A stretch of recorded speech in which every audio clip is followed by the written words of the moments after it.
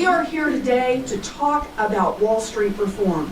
So, here we are, nearly 8 years after the financial crisis, more than 5 years after we passed Dodd-Frank financial reforms. And where are we exactly? So if you will, bear with me for just a short history lesson. I promise I'll keep this quick. But it's important because to judge Dodd-Frank, to see whether or not it has been a success, we need to compare it to the last time the economy crashed, 1929. So back then, policymakers saw what was wrong and they made 3 big changes. First, we put a cop on Wall Street, right? We created the SEC and we told them to enforce the rules to keep the playing field level. Second, we made it safe to put money in banks. FDIC insurance meant that no one lost a hard-earned paycheck in a bank failure. And third, we separated boring banking from the high-flying Wall Street investing. And that was Glass-Steagall, so that the banks couldn't use FDIC guaranteed money in grandma's checking account to pump up their profits with high-risk trading. 3 things, and for half a century, those rules worked. There was not a single major financial crisis. Regulation can work. We have to remember that.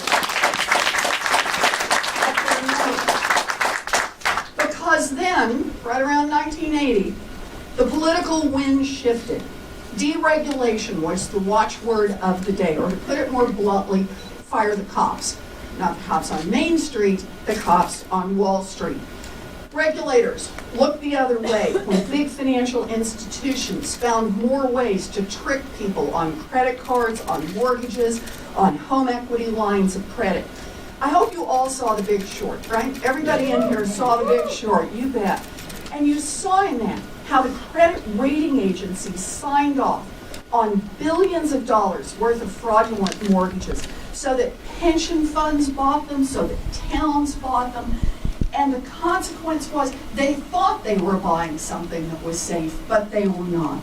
And finally, the wall between high-risk trading and boring banking was knocked down, and Glass-Steagall was repealed. Now, what happened? When cops were blindfolded and the big banks were turned loose, the worst crash since the 1930s hit the American economy. And the moral of this story is pretty simple. Without basic government regulation, financial markets don't work.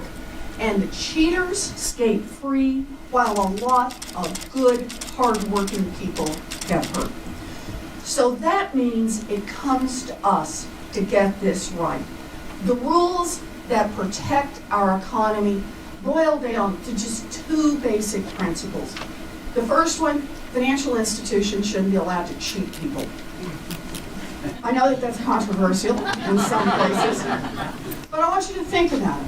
When giant financial institutions are allowed to build their businesses around a model that cheats people, not only are those folks ripped off, but over time it puts the whole economy at risk.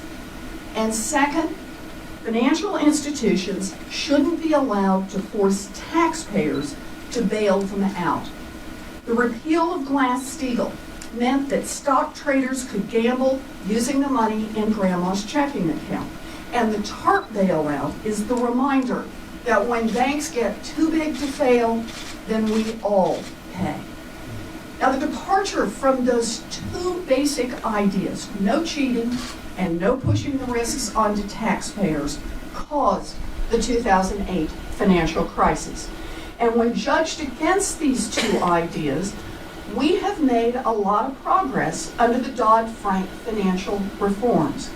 But we've also got a lot more to do. So first, let's evaluate it. No more cheating people. Dodd-Frank took a powerful step toward honest markets with the Consumer Financial Protection Bureau. That's what it did. We now have one agency focused on weeding out the tricks and traps in mortgages and credit cards and student loans and other financial products. That little agency has already forced the largest financial institutions in this country to return more than $11 billion directly to people they cheated. Now that's government at work.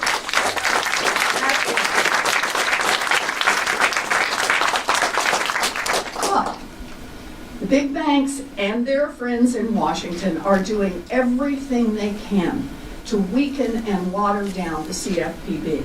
They've spent money on ad campaigns, attacking me, attacking Bridgeport, attacking the consumer agency.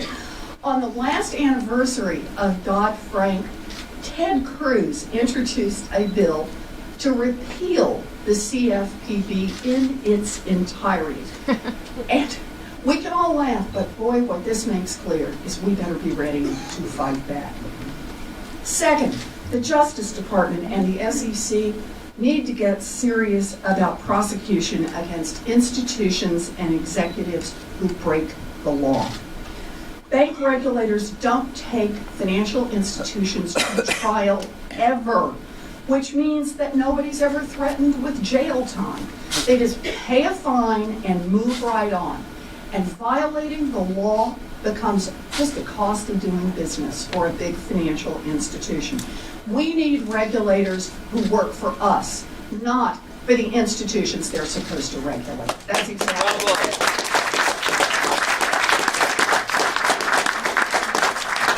And then third, remember something. More than a quarter of all families have no checking or savings account. These families typically rely on payday lenders and check cashing, which can trick and trap people into paying rates they cannot possibly afford. Now, CFPB is busy working on reining in payday lenders, but we could do something really innovative here. Let the United States post offices offer basic banking services, bill paying, check cashing, small dollar loans, so that hardworking people don't have to rely on the payday lenders who rip them off. It is good for families, it's good for the post office, and it's good for postal workers. Let's do it.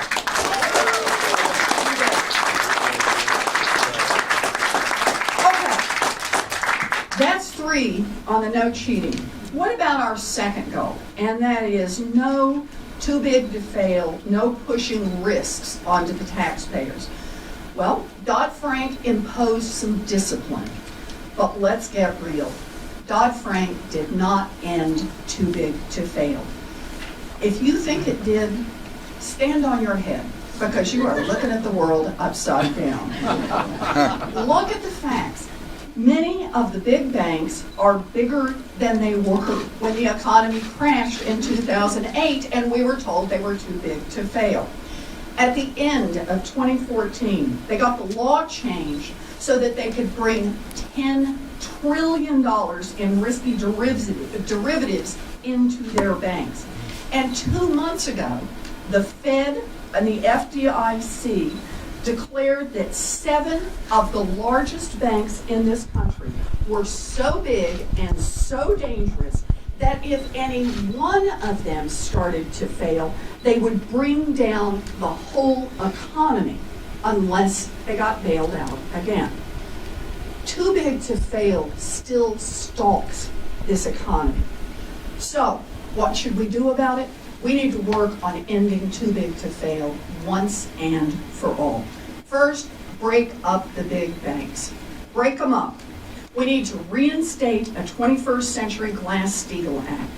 It will break up some of the biggest banks and it will separate boring commercial banking from risky investment banking. Now, I've introduced a bill with Senator John McCain, with Democrat Maria Cantwell, and with Independent Angus King. We are ready to go. We just need help fighting for it, and that's part of the reason I'm here today. And second, stitch up some tax loopholes. Let's start with executive compensation. Our tax code has a crazy loophole that rewards giant payouts for bank executives even when their institutions break the law. That is how JP Morgan CEO Jamie Dimon just got a $7 million pay raise last year, subsidized by the U.S. taxpayer. We can close that loophole. We can do that. Yeah.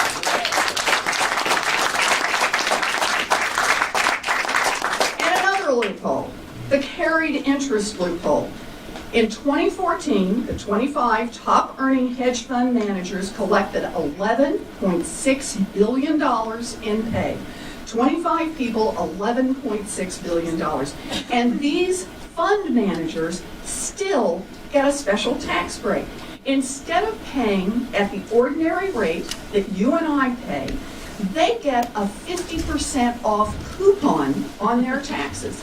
Now, when 25 hedge fund managers don't pay their fair share on $11.6 billion in earnings, everyone else is left to pay the difference. We can close that loophole. We can close that.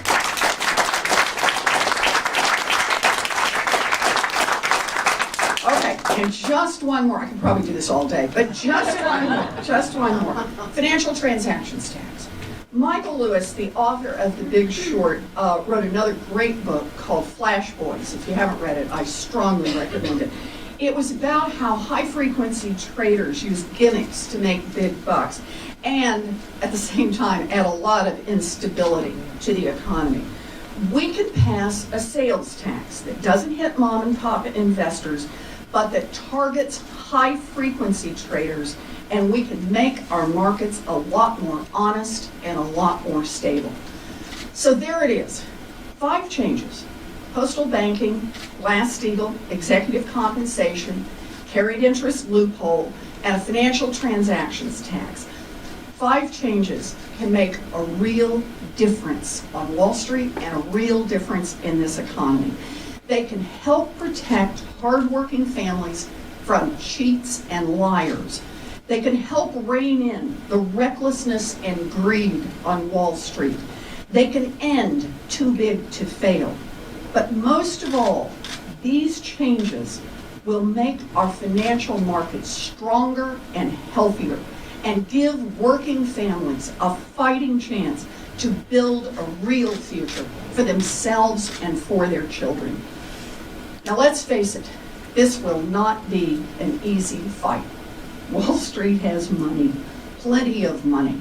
They have money and they have access to a lot of senators and a lot of congressmen. But we didn't take on this fight because it's easy. We took on this fight because it is right. And that's why I'm here with you today, and why I am glad, why I am proud to be part of the Take On Wall Street campaign. We are in this fight because someone has to be willing to fight back, and that's us. If we fight shoulder to shoulder, we will win. We are partners in this one all the way. Thank you.